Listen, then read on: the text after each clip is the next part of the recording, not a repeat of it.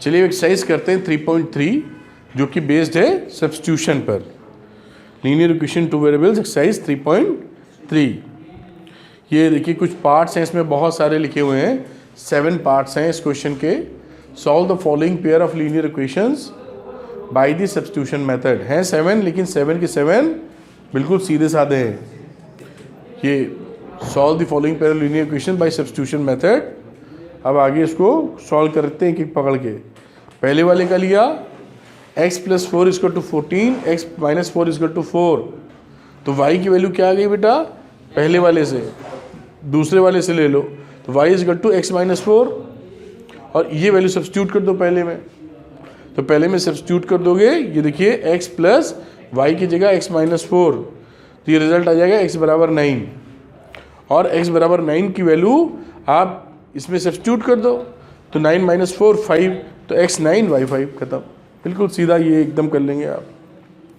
इसका फिर second number देखते हैं। s - t और वैल्यू लिखी हुई है। अब यहाँ पर s - t = 3 है, तो यहाँ से आप निकाल सकते हैं s = t + 3 और ये वैल्यू सब्स्टिट्यूट कर दो इसके अंदर सेकंड वाली में। ये देखिए सब्स्टिट्यूट कर दी, s की जगह पुट कर दिया t + 3 और अपॉन 3 + t/2 = 6। सॉल्व किया तो हमारी वैल्यू आ गई t = 6। अब t = 6 यहाँ पुट कर दिया तो s आ गया 9, तो s 9 और t 6। ये सब्स्टिट्यूशन मेथड है, बिल्कुल बेसिक है, थोड़ा भी ध्यान रखेंगे तो गलती नहीं होगी। Question number 3, part number 3। 3x - y = 9 and 9x - 3y = 9। इसको सब्स्टिट्यूशन में जाना है, तो 3x - y = 9 को पकड़ा, यहाँ से वैल्यू आ गई y = 3x - 3, है ना इसका। और इस वैल्यू को इसमें पुट कर दीजिए, तो यहाँ पर ये देखिए 9x, इसमें वैल्यू पुट की 9 = 9। तो जब ऐसी सिचुएशन हो जाए तो x की किसी भी वैल्यू के लिए ट्रू है ये। That means it is true for statement, hence every solution of equation 1 is a solution of equation 2 and vice versa. यानी दोनों ही इक्वेशन कैसी हैं? एक ही हैं, है ना। देखो 3 से मल्टीप्लाई कर दो तो नेक्स्ट मिल जाएगी, तो इसके इनफाइनाइटली मैनी सॉल्यूशंस हो जाएंगे। तो कैसे लिख सकते हो? On putting x = k in the equation we get y = 3k - 3। तो ये equation x = k and y = 3k - 3 is a solution for every real k, hence infinitely many solutions. एक लिखने का तरीका दे दिया कि x = k पुट करेंगे तो y की वैल्यू 3k - 3 आ जाएगी। क्या हम समझ पाए ये? जब ये 0 = 0 होता है तो इसका मतलब क्या हो जाता है? 9 = 9।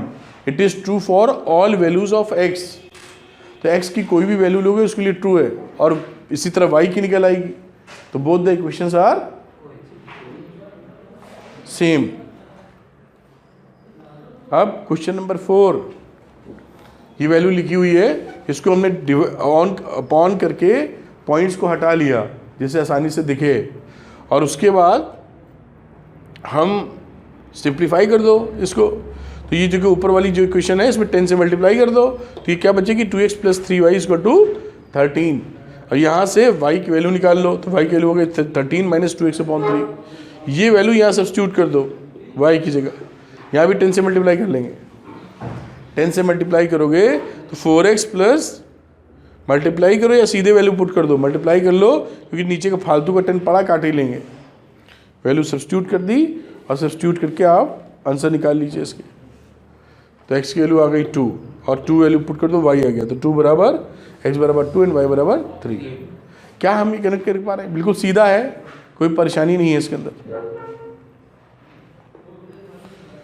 फिर इसका पार्ट नंबर 5, इसमें बोला है रूट में लिखा हुआ, देखिए √2x + √3y = 0 वगैरह वगैरह। अब लिखा हुआ है √2 + √3y वगैरह। अब यहाँ पे लिख दिया √8y = √3x, तो y की वैल्यू कितनी आ जाएगी? √3/√a × x। अब ये वैल्यू ऊपर सब्स्टिट्यूट कर दो, है ना, ऊपर वाले में ये सब्स्टिट्यूशन कर दिया यहाँ पर, इसको सॉल्व कर लिया, x = 0 निकल आया। मतलब putting x = 0 in equation number 3 हमें क्या मिल रहा है? y = 0। तो x = 0 and y = 0 is the solution of this equation, जो इक्वेशन दीज हैं। 6th नंबर का क्वेश्चन, इसमें भी हम लोग क्या पकड़ेंगे, देखिए 3x अपॉन, ये दोनों इक्वेशन दे रखी थी, पहली वाली दूसरी वाली को लिया, दोनों में से कोई भी ले सकते हैं, वो ज़्यादा प्रेफर करिए जिसमें कोफिशिएंट कम से कम हो, तो कम मेहनत लगेगी और सवाल निकल आएगा, गलती भी कम होती। तो इसको वैल्यू y/2 लिखा, तो 13/6 माइनस x/3, और सॉल्व किया तो y बराबर दिस वन, ये वैल्यू आती दिख रही है हमको, है ना। अब ये जो y की वैल्यू है ये ऊपर वाले में सब्स्टिट्यूट कर दीजिए, हर जगह सब्स्टिट्यूशन ही कर रहे हैं हम लोग। तो on substituting y from equation 3 to equation number 1, substitute किया, सॉल्व करोगे x बराबर कितना मिल जाएगा 2। ये देखिए अब x बराबर 2 हमने y के कॉन्टेक्स्ट में डाल दिया, y बराबर समथिंग था ना x के फॉर्म में, तो वहाँ वैल्यू डाली 2, तो आंसर आ गया 3, तो y हो गया 3 और x हो गया 2, और ये सवाल सॉल्व हो गया। इसका आखिरी पार्ट नहीं, ये आखिरी था शायद, हो गया सारे पार्ट, 6 ही थे, 6 पार्ट हो गए। अब इसका क्वेश्चन नंबर 2 आता है, बोलता है solve 2x + 3y = 11 and 2x - 4y = -24 and hence find the value of m for which y = mx + 3। ठीक है, तो हमको क्या फाइंड करना है, m की वैल्यू, x और y निकाल के इसमें पुट कर देना है। तो ये दो इक्वेशंस दे रखी थी हमारे पास में ऊपर, एक को y पकड़ा हमने, और y की वैल्यू इधर से क्या आ गई बेटा, देखो x + 12/2, ये पहले तो उसको 2 से डिवाइड कर लो, ठीक है, तो x + 12/2 मिलेगी।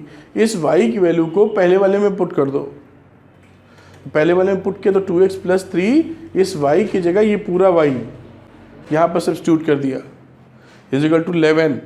अब इसको सॉल्व किया, तो x की वैल्यू हमें मिली,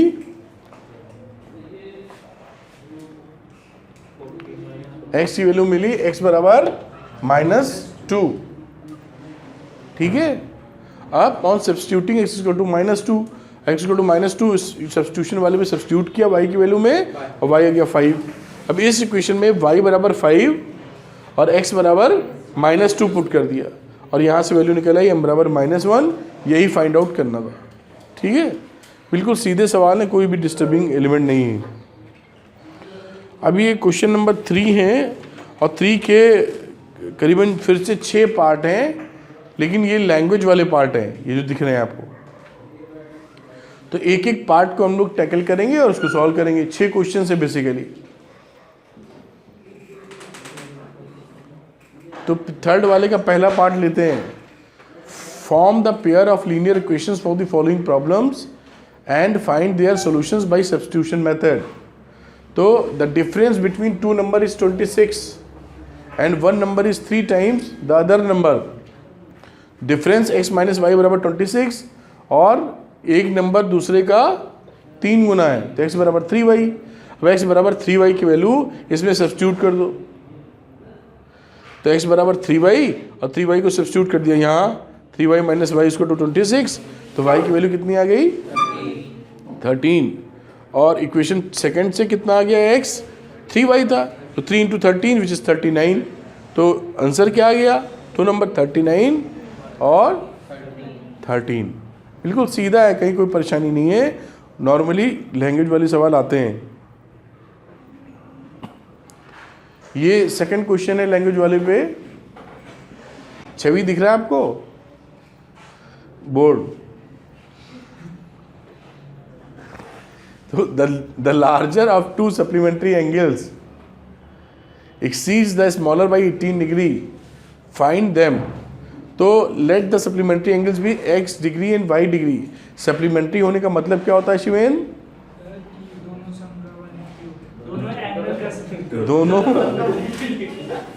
दोनों एंगल्स का सम 180 हो, तो x डिग्री + y डिग्री = 180, और दूसरा क्या हो गया, इसका डिफरेंस एक्सीड्स लिखा है 18, तो x exceeds y, x - y = 18।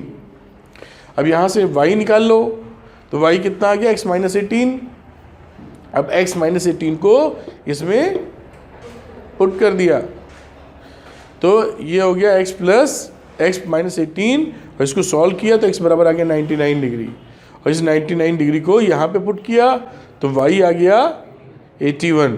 तो एक हो गया 99, दूसरा हो गया 81। बिल्कुल सीधे सवाल है, कोई भी बस हम लोग को देखते जा रहे हैं हर सवाल, वरना तो ये जरूर कर लेंगे आप, है ना। ठीक है मयंक, तीसरे नंबर का सवाल। The coach of a cricket team buys 7 bats and 6 balls for ₹3800। Later she buys 3 bats and 5 balls for ₹1750। Find the cost of each bat and each ball. तो कॉस्ट, एक बैट की कॉस्ट कितनी ले लेते हैं x, और एक ball की कॉस्ट ले लेते हैं y। Cost of 7 bats and 6 balls 3800, मतलब 7x + 6y = 3800। 3 बैट और 5 बॉल्स, 3 बैट 5 बॉल 1750, 2 इक्वेशन मिल गई। अब यहाँ से y निकाल लो। इस वाली इक्वेशन को पकड़ ले, सेकंड वाली को, किसी को भी पकड़ सकते हैं, ऐसा नहीं है सेकंड को पकड़ना या फर्स्ट को, जो आसान लगे उसको पकड़ लीजिए। ये हो गया y = 750 - 3x/5। इस वाले की वैल्यू पहले वाले में पुट कर दीजिए, तो 7x + 6 इंटू इस y की जगह ये पूरी वैल्यू रख दी = 3800। अब इक्वेशन को फर्दर सॉल्व किया x निकालने के लिए, और यहाँ पर x सॉल्व किया 500 आ गया। अब y की वैल्यू में x की वैल्यू 500 पुट कर दी तो y आ गया 50। तो यहाँ से क्या समझ में आई बात कि हमारी कॉस्ट ऑफ 1 बॉल कितना है 50 और कॉस्ट ऑफ 1 बैट कितना है 500। तो ये भी क्वेश्चन हो गया सीधा। क्वेश्चन नंबर 4 विकास। तो देखिए क्वेश्चन नंबर 4 देखते हैं। लिखा है the taxi charges in a city consist of taxi fix charge. शुरू में तो फिक्स चार्ज लेता है वो, with the charge for the distance covered. For a distance of 10 kilometre the charge paid is ₹105। 10 kilometre के लिए 105 रुपये दिए हैं इसने। तो जो फिक्स चार्ज था वो मान लो x है, और y पर किलोमीटर के लिए जो चार्ज देते हैं वो y है। तो 10 किलोमीटर के लिए, for a distance of 10 kilometre, पहला तो x दिया, दूसरा क्या है 10 किलोमीटर के लिए 10y यूज़ किया, और उसके बाद वैल्यू हो गई 105। क्योंकि एक तो फिक्स चार्ज वो लेते ही लेता है, बाकी जितना किलोमीटर चले, बैठ के उतर भी गए तो भी x ले लेगा वो। और and for a journey of 15 kilometre, 15 kilometre की जर्नी के लिए उसको पे करने पड़े 155 रुपये। तो x हो गया फिक्स चार्ज प्लस 15 × y = 155। अब इन दोनों में से किसी एक से आप वैल्यू निकाल लीजिए x की। तो ये पहली वाली में पकड़ा x = 105 - 10y, और ये जो x की वैल्यू आई वो दूसरे में, इस वाले में सब्स्टिट्यूट कर दीजिए। ठीक, तो x बराबर 105 - 10y, और ये सेकंड वाले में सब्स्टिट्यूट कर देंगे हम लोग। सेकंड वाले में सब्स्टिट्यूट कर दीजिए और थोड़ा सॉल्व कीजिए, आपको वैल्यू मिल जाएगी y बराबर 10, और फिर वैल्यू x में रख देंगे तो x बराबर 5। तो जो फिक्स चार्जेस हैं वो है 5 रुपये, और जो रेट पर किलोमीटर है वो है 10 रुपीज़, और amount to be paid for travelling 25 kilometre. तो 5 रुपये तो फिक्स्ड हो गए, प्लस 25 × y, तो 25 × 10, तो 250 प्लस 5 255 रुपये टोटल उसको देना पड़ा। ठीक है, ये जो फिक्स चार्ज है कुछ ऐसे हैं कि आप कितना भी चलो, घुसते ही आपको इतना पैसा 5 रुपये देने पड़ेंगे। फर्स्ट किलोमीटर का नहीं है, फिक्स चार्जेस हैं। एक होता है कि आप पहले किलोमीटर के 10 रुपये लेंगे, आगे 5 रुपये लेंगे, और एक होता है कि फिक्स चार्ज है 5 रुपये, बैठ के उतर जाओगे तो भी 5 रुपये लेंगे, और जितना किलोमीटर चले दूसरे से फेयर तय होता है। तो ये कहानी दूसरी वाली है कि बहुत कम 25 किलोमीटर के लिए बहुत कम ले रहा है। अब कम ले रहा है या ज़्यादा ले रहा है वो अलग की बात है, लेकिन ये सिचुएशन है। 5वां नंबर देखते हैं हम लोग। Question, a fraction becomes 9/11 if 2 is added to both the numerator and the denominator। अगर न्यूमिनेटर एंड डिनोमिनेटर में आप 2 ऐड कर देंगे तो फ्रैक्शन 9/11 हो जाएगा, और 3 को ऐड कर देंगे तो 5/6 हो जाएगा। तो फ्रैक्शन बताइए, ये तो बहुत सरल हो गया। x/y ले लो फ्रैक्शन, 2 ऐड किया तो 9/11, 3 ऐड किया तो 5/6, क्रॉस मल्टीप्लाई करके इक्वेशन बना लो। पहले क्रॉस मल्टीप्लाई किया तो इक्वेशन सिंप्लीफाई होकर क्या बन गई, ये 11x माइनस 9 यहाँ पहुंचे ना, नीचे ये 11x minus 9y plus 4 is equal to 0, और इस वाले को सॉल्व किया इस तरीके से तो मिल जाएगी ये। अब इसमें से y की वैल्यू निकाल लो, सेकंड वाले को पकड़ लिया, y की वैल्यू निकाल ली, और y की जो वैल्यू आएगी वो पहले वाले में पुट कर देना बस। ये देखिए पहले वाले में पुट कर दिया, इसको सॉल्व कर लिया तो यहाँ y का x बराबर आ गया 7, और इस 7 को वैल्यू को y के टर्म्स वाले में पुट कर दिया तो y की वैल्यू आ गई 9। तो हेंस द फ्रैक्शन इज 7/9, क्योंकि x और y निकालना था, x और y उन्होंने निकाल लिया तो फ्रैक्शन मिल गया 7/9। अब इस एक्सरसाइज का ये आखिरी सवाल है, क्वेश्चन नंबर 6। इसमें बोलता है 5 years hence the ages of Jacob, जरा इसको बनाओ तो जरा। तो क्वेश्चन नंबर 6 देखते हैं। 5 years hence, 5 years hence का मतलब अभी से 5 साल बाद, the age of Jacob will be 3 times of his son. 5 years ago, 5 साल पहले, Jacob's age was 7 times that of his son, 7 गुना ज़्यादा थी। What are the present ages, present age को हम लोग मान लो x और y। अब 5 साल बाद तो y plus 5 is equal to 3 गुनी थी ना, 3 times, तो 3 × x प्लस 5 सॉल्व किया थोड़ा सा तो सिंपल फॉर्म में आ गया। अब लिख रहा है 5 साल पहले, 5 years ago, तो y माइनस 5, अभी एज है y, तो 5 साल पहले y माइनस 5 वो हो जाएगा 7 times थी अपने बच्चे की एज से, तो 7 × x माइनस 5। इसको सॉल्व किया तो ये इक्वेशन बन गई, ये 2 इक्वेशन आ गई। अभी y की वैल्यू जो 3x + 10 है वो यहाँ सब्स्टिट्यूट कर दीजिए y की जगह, सब्स्टिट्यूट की और इसको सॉल्व किया तो हमारी वैल्यू क्या मिल गई, x बराबर 10, x बराबर 10 और y कितना आ गया 40। तो ये has the present age of Jacob is 40 years and the present age of his son is 10 years। तो इसी के साथ ही एक्सरसाइज खत्म हो जाती है। Thank you.